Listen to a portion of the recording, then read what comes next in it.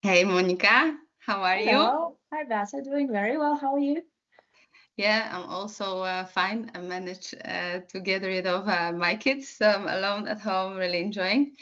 Yeah, this is a very special occasion. Normally, there will be around, but yeah, enjoying the drink and nice to see you. I'm happy to see you. So I will introduce myself. You will introduce yourself, and then we will talk about relocation. I think you have quite some few on your account. My name is Beata van Velzen.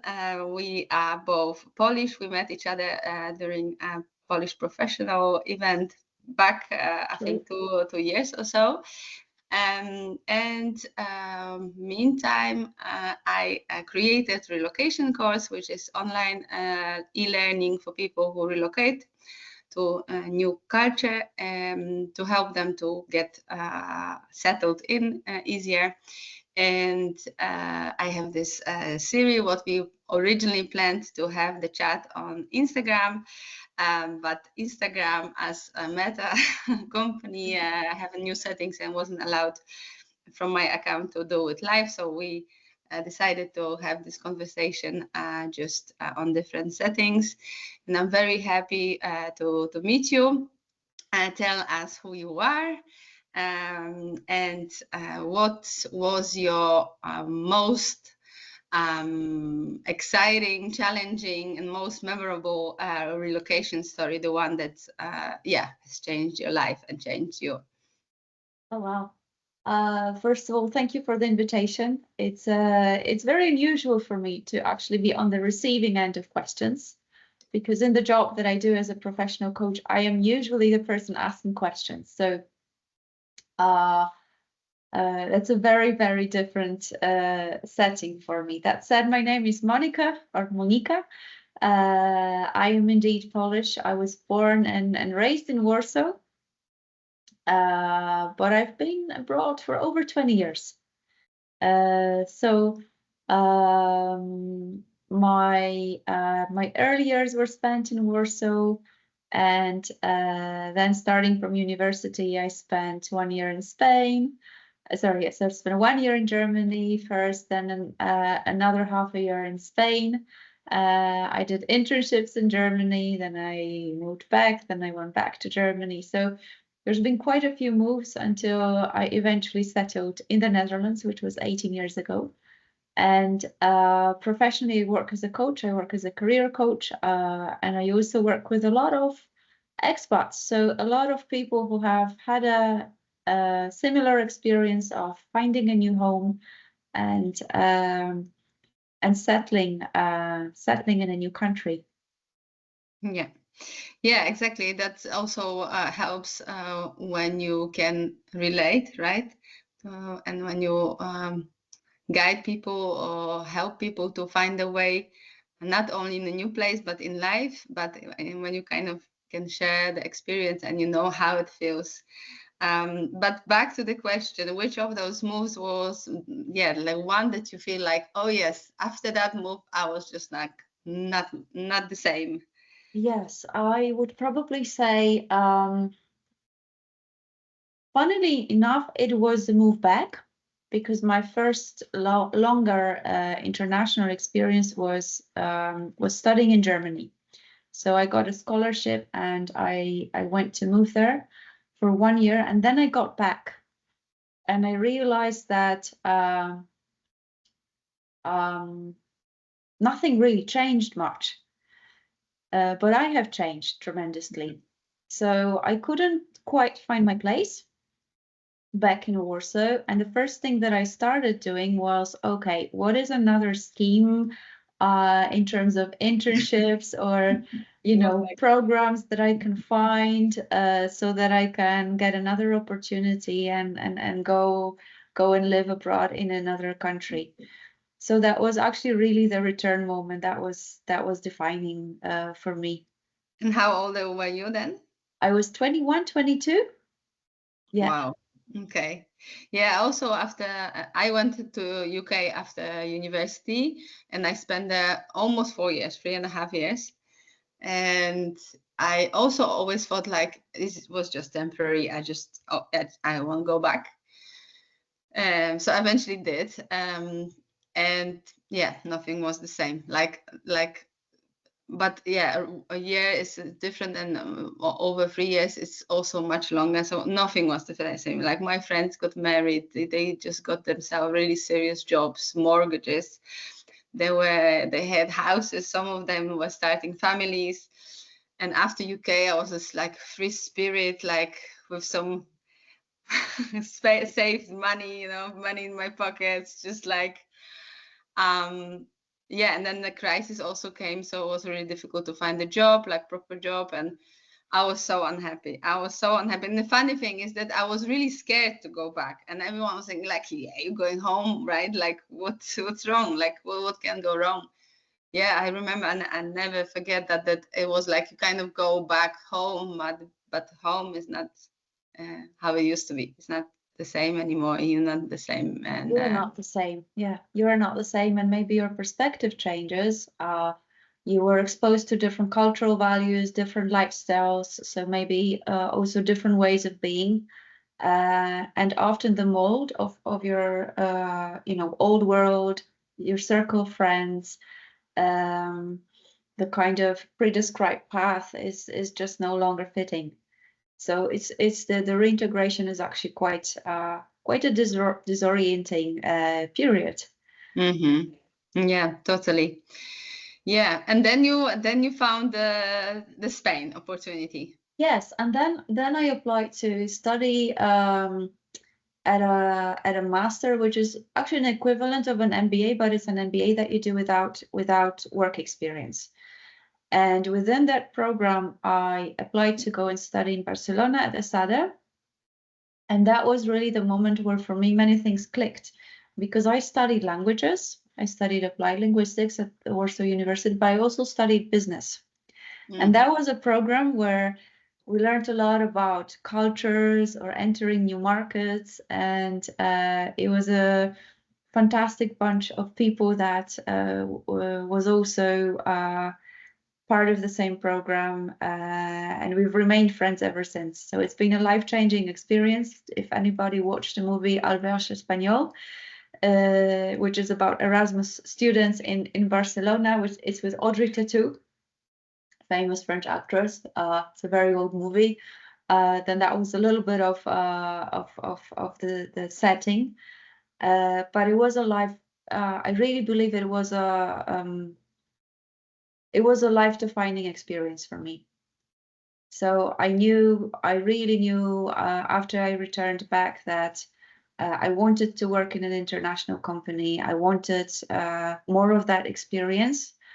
And eventually that is what I did. So I did some internships, then I applied for an international graduate program with Philips.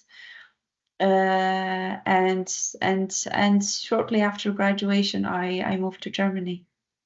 Okay. Yeah, no, I don't know. I'm sure back in the days when I was younger, I didn't think it's a matter of conscience, but also like believing in yourself and trust of trusting the process. Like, but I think it's like when you go through something and through this experience, it's kind of like you said, it all clicks, like you know what you want. But you know exactly what you want, and then you have some kind of visualization behind it, like you know how it feels. You can almost smell it, like then it's just a matter of time. It's just like, because you know, and you attract it, and you know how it should look like, who you want to have around. Maybe you also know, you know what kind of setting you want to work, maybe not this country but the other, but well, you know what you want. It's just then working for on it, but also like the timing. Yes, so the taste of the experience, and maybe if you try and recreate that kind of experience in a different setting, but indeed you have the clarity, and then it's a matter of, okay, how exactly or where exactly, but it's quite clear. With moving, there is also this phenomenon. I call it the Mary Poppins wind. So there will also come a time that you start feeling kind of restless. It's like, oh, or maybe the things that have really excited you and that you enjoyed about a country, they start to annoy you. And so there's also times in life when you feel the Mary Poppins wind, and that is the sign, okay, now it's time to pack up and go. You know, some new adventure is calling you, or there is another better place for you at that stage of your life. And it may very well be that people around you will say, no, but why would you pack up and go? I mean, now you have everything sorted, everything's perfect. So it's an inner calling. I really feel like sometimes you just know deep down that it's time to move on. Yeah, and it's enough if you know. It doesn't matter what people say. And sometimes it's difficult to make decisions like following that calling. But I think when people really love you and care for you, they will understand, and they will be happy when you're happy, when you just like go behind what is calling you. Yeah, no, that's really great. But what was really like a thing that like when you were in Poland or when you were in Germany, what was the thing that you felt like, this I can really, this suits me, this I like, this I'm taking with me, this I'm gonna like cherish, some traditions, some rituals, and what you didn't like? Or it doesn't matter, like you can give example of any country, or maybe something from here, from the Netherlands, but yeah.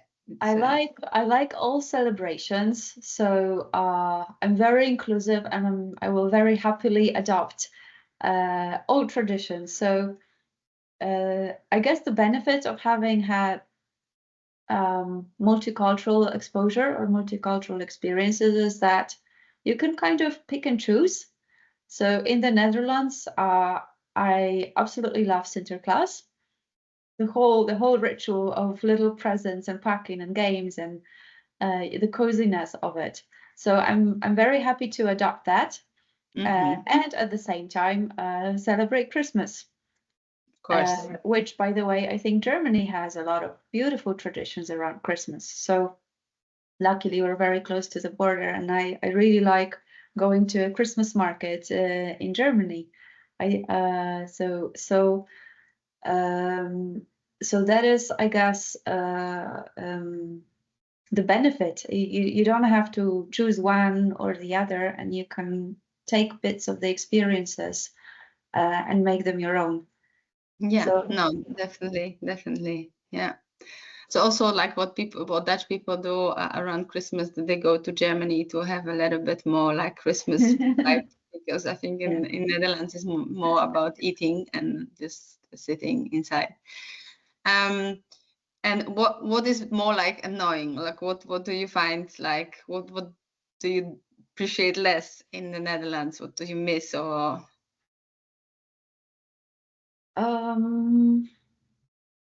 I miss so I've spent quite some time in Poland recently. I've been traveling a bit more frequently over the last year, and what I learned to appreciate in Poland is the flexibility and maybe standard of service.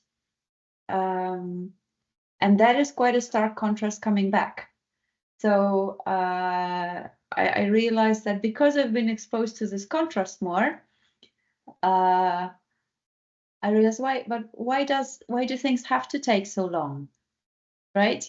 So I would say, for example, in Poland, if you need to have some repairs done, the repairman arrives with you know the whole toolkit already. Whereas in the Netherlands, you need to wait for 3 weeks until you get what they call kijkafspraak, which is an appointment to make an assessment of the situation, to then make another appointment to actually do some repair work done. So there is a lot of, on one hand, there is a lot of efficiency, but on the other hand, there is very little, like, I feel that the cost is that it's very slow. So from the moment that something is broken up until the time when it's fully fixed, it can take weeks, if not months. So that I really appreciate in the Polish culture, that is very much hands-on, very much okay. Let's solve it and let's find the quickest path to have a solution. Yeah, and also what you mentioned about flexibility, you can see it like in different angles mean different things, but when it comes to timing, definitely, because like, okay, Mo, yeah, I don't have much time, but I can give you 10 minutes. But when in Netherlands, if it's not in agenda, well, it's just like not gonna happen. Yeah. Like I do a lot of appointments for my kids, just to play, just so the kids can play with other kids, and I need to do it months before. Like really, it is like on Saturday morning between 10 to 12, and then sorry, the first possible is October 5th on. Like really, okay. Yes. And it has some advantages, of course, but I always like, I almost cannot believe it, like I'm sure you can find half an hour or hour, like. So and it's funny because I don't have much like many Dutch friends, and when I click with someone or with something is really easy, then I find out that they have like different backgrounds, or or they're not that long in the Netherlands, or there's something like that. They just like, this doesn't need to be that official. So that's definitely something I'm also carrying with me, and always with my neighbors. They always like, I always have time. I always, like want to help, and you can definitely see the difference. Yeah. Yeah, the spontaneity or more flexibility. I think that is typical for Polish culture. So in general, it's more shorter term planning. And you can see it in agendas or how people plan things with friends. If they send an invitation to a birthday, even if it's an organized birthday, whether they send it 3 months in advance or just a few days in advance. Mm-hmm. Yeah, you're right. Yeah, I mean, it's kind of when you have busy life and working and also a family, then like if you don't plan it, it's just not gonna happen. And I kind of understand it, but on the other hand,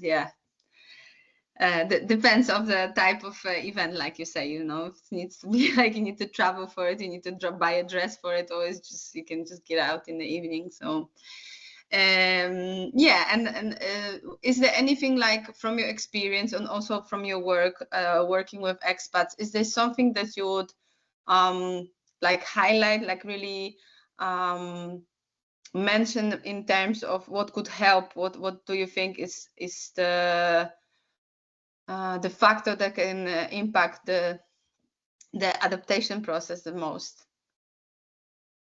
What could help in relocation? Yes, I feel the most important is social connections. So the more isolated you are, the more difficult it's going to be. And it's not always easy because you might be at a life stage where going to a bar and going to parties is just no longer part of your lifestyle. So then it's finding places where you can find people that have similar interests and where you can connect around a certain hobby or a topic of interest, or with like-minded people, or attend a cultural event, or join a book club. Like there's so many activities you can do. And I would be very mindful of, because what I also see a lot in the expat community, that it becomes two different camps. So there's the camp Dutch and then there's the camp anti-Dutch. So that becomes very polarizing, and I don't feel that it helps. I don't feel that it helps to create understanding. So actually understanding oneself and understanding one's culture is only possible when you're exposed to another culture. Of course. Because otherwise you just assume that this is the way things are and this is the way things should be. So if you're exposed to contrast, for example, in terms of planning, short-term versus long-term horizon or short-term horizon. Treat it as a moment to learn something about yourself and about your background, and come with an open mind without judgment that one is better than the other, because both have advantages and disadvantages. It's just a different way. Yeah. There's no bad culture. There's only just Right. Yeah. the culture is different. Yeah. Oh, someone by the door. So what shall we do? Shall we close here so that you can open another door?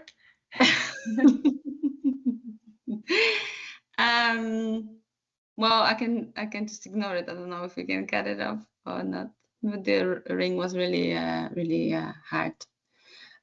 Maybe we can try. I don't think it's anyone important. And maybe post. Just wanted to conclude on what you said about what can help. Is that I also thought that actually awareness and integration are one of most important things, and I'm really happy every time I speak to someone about their relocation story and about what they see as something that can help. Many people are saying openness, like you also mentioned, what is in my course, but everyone is mentioning something a little bit different. So then that really makes me happy that I actually did it like all those modules and all those chapters according to what can help. And yeah, and people are saying it, so it's like a confirmation that this is something that can really that can help, and from different people perspective is important to look for. I believe curiosity. Yeah. Curiosity is a wonderful approach. So if you find yourself in a place of judgment, as we all do, because we're human beings and we have opinions of things, but whenever you find yourself in a place of judgment, try and crank it down on the dial a little so that you can go to the place of curiosity. And as opposed to thinking black and white or right or wrong, say, oh, I'm curious, why would you say that? Or ask questions why, as opposed to already having an opinion. And you'd be surprised that you will learn a lot. You will learn a lot. Yeah. So if I was to choose a keyword, I'd say curiosity. Yeah, no, beautiful. Yeah, yes, it's all about the perspective, and so many things impact our perspective. We think like this is the reality, but actually, yeah, the way we perceive the reality is just how we were, brought up, and what other things have a massive impact on how we perceive other people and situations. So I think also the awareness on openness, but also curiosity can help, like even with yourself, right? Like you have those thoughts and you think like, oh, that's interesting that I feel that, or that came to me, instead of punishing yourself or judging why again you thought that. And what would you, just like a final question, when you are now so long in the Netherlands, do you feel like home? Was there a moment that you felt like, okay, this is like where I want to stay, or I feel like home? Something happened, or was just naturally with time? I never thought I would stay. I thought I would maybe be here for 2-3 years and then move to London, maybe Dublin. That was very much also part of my life planning, maybe Madrid. So those were the locations I was considering, but I never really had a good reason to leave. So it was never planned. When I came to Amsterdam, I knew one person barely from my master's. So I have no social circle. I've obviously been to Amsterdam working for Philips to the interviews and maybe a training here and there. but it was never part of my planning. If somebody told me 5 years earlier on that I would end up in the Netherlands, I would say, Netherlands, why? How come? So it wasn't planned in that sense, but I feel it's one of those places that are very difficult to leave. So Yeah, just like 18 years kind of flew. yes, But you feel like you're home, right? Or I feel very much at home. I felt at home from, and it's again, it's a feeling, it's emotion, it's completely irrational. Why would that be? Because it was not part of my family history, was not part of my education, and I didn't speak the language, so it was really a career move. But I felt at home very, very quickly. So I was super lucky. I lived in the middle of Jordan, which really felt like Disneyland. And I cycled to work through Prinsengracht and all the charming canals. So yeah, and never left, never felt the urge to go and seek and find out if grass is greener somewhere else. Yeah, that's beautiful. That's really nice. So like when you go away, then you come home and you come to Amsterdam, Yes, and you feel very like much. So I miss my bicycle. I miss my bicycle dearly if I go back. So the freedom of being able to move around and go places quickly. I think this is something so unique here. yeah. So yes, Yeah, this is also home. yeah, yes. No, I also have it, but it wasn't so quick. So for me, it wasn't really that quick. Think it came with yeah, when my son went to school, and soon after, yeah, my daughter came, and then I thought like, yeah, here's but the place is very important, because now we're living in different house, and since we're here, I really feel much more home, because yeah, the previous was like flat of my husband before we got married, and there I didn't really feel like home. Didn't like the place, didn't like the surroundings, and that's very important, because yeah, if you have everything nice, but you really feel like, yeah, I was living by the water, like you say, being in the city and maybe going everywhere with the bike. Those things are very important as well, just because you wake up and you go to sleep with that feeling, yeah, I belong here. This is my place. Physical environment is really important, and there is something profound about having a place that you can call home. So whether it's a rental where you have the safety that you will not be evicted, or you will not need to leave it at any time soon, or if you're lucky to have your own place, there is a different sense of routine, right? There is a different sense of safety, and having spoken to many people, it's really more than a financial thing. I feel that it also does something to the nervous system, that you have a feeling, okay, now I can settle, now I can relax. Now I'm here to stay, and this is my little spot on earth. Yes, it comes also with time. I think when you're younger, it's like, okay, I can still move, or you appreciate the freedom. But when you're older, yeah, your values change and your life change, and Yeah, different value. life stages also, of course. Exploration, there's more need of exploration at some stages of your life, and then there's more need for stability, safety at other stages of your life. So you got to work with whatever life stage you're at, and Exactly. what is the best the best living environment. Thanks, Monika. Any final words where people can find you? Anything that you would like to mention, or say that you feel like it's important for people who are thinking of relocation, or an early stage in the move, in the exploring the new place, or something about you from your experience? Final story. or maybe final quote.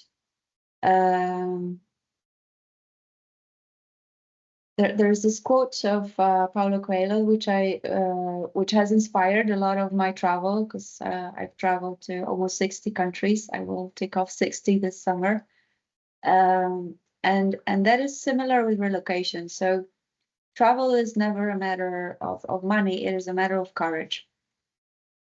And the same as with relocation. And there is something very powerful about having an inner resolve. I work with a lot of professionals who are aspiring to move to the Netherlands, or a lot of professionals who have already moved. And I also work with a lot of professionals who are considering moving back home, because maybe their life stage, starting a family, or maybe their parents require more support. So it's an act of courage. They're big transitions, they're big life transitions. You mentioned something earlier about your family wanting all the best for you. Yes, your friends also want the best for you. At the same time, they are part of your system. So whether they will admit it or not, they have some vested interest for you. Because if you decide to move or make a drastic change in your life, it's going to upset some kind of balance, right? The relationship will not be the same. So the benefit of having a professional coach, or someone who is like you, a relocation consultant, and is not part of your system, is huge, because that person genuinely wishes the best for you, but does not have another agenda. And I feel that is one of the benefits of having an objective person to work with. So don't underestimate it. And if there's big questions you have, also consider working with someone who indeed is a professional, and not only talk to your friends and family. Yeah, no, 100%, because also like I help with relocation mainly from my course, but you help people just in any transition, in any moment in their life when they need support, also with career and also with other changes that they want to follow that calling, but something is stopping them, or there is something challenging they need to face. It's just like that we are part of the system, and we have that need to be authentic and do what we love, but we also have this massive need of being in a group, being accepted and being loved, and that's sometimes contradictory. And also, when you mentioned it, about the system, I'm now reading a book, Let Them. And there is also like this beautiful example of the spider net, that when you and your family is like this spider net, and when this drops, on the spider net, and any change or anything that's impacts that spider net, it's like the connection, and that is like all this like movements, it shakes the whole system. And it's all like for me, it was great visualization that it's not like someone doesn't want good for you, but it is a change that will shake the whole system. Yes. And it's natural. It's not, no one wants bad. Everyone has a good intention, but sometimes it needs time. It needs you just need to let it happen. Let people have some emotions and feelings about your decisions. But still being honest to yourself and doing what you really want to do is the best decision to make. Right. So there will be some readjustment needed, or it might be triggering, or it might make them have reevaluate. So there will, of course, there will be effects. So having an objective, you mentioned spiderweb, having an objective person help you look at it, that is not part of the web. That is, I believe, a huge advantage to make good decisions, or unbiased decisions, or not too biased with other people's interests, but also have a good look at what it is that really serves you. I am based in Amsterdam, That's Beautiful Amsterdam. yes, the place I've been calling home for over 18 years now. I work in Polish as well. I love working with Polish clients. I'd say the majority of my clients speak English because this is just nature of Amsterdam. Yes. All nationalities, and that's what makes it beautiful. I do speak Dutch as well. My partner's Dutch, so that is also the language that I work with. So should anyone hear it and feel the need to reach out, I'm always happy to have a short half an hour discovery call and see if I might be the best person, or else there's also a lot of other professionals that I can refer and recommend if I feel that somebody else might be better suited. So yes, my website is LaMatu.com, LAMATU.com. Yes, I think when we're gonna share this, then we will we'll put all the tags so it can be easily found, and yeah, we'll help people. Fantastic. Yes, we can. Fantastic. Thank you. Thank you so much. Thank you so much, Beata. It was a wonderful conversation. I also had to, travel back in time and remind myself of all those times moving and lots of kind of reflection, a little bit of nostalgia, and somehow also a sense of pride because it's not easy.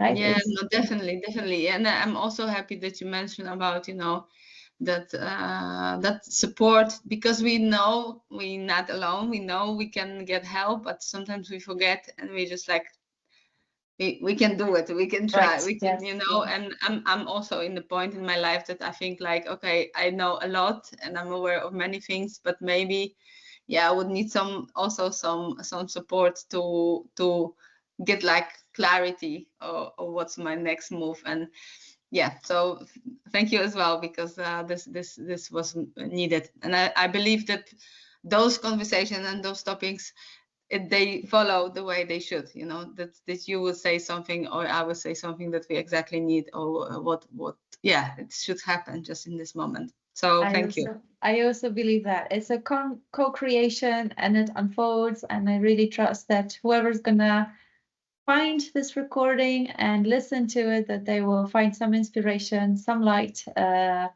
and something that will help them on their way. So that's been the intention with which I've joined that call.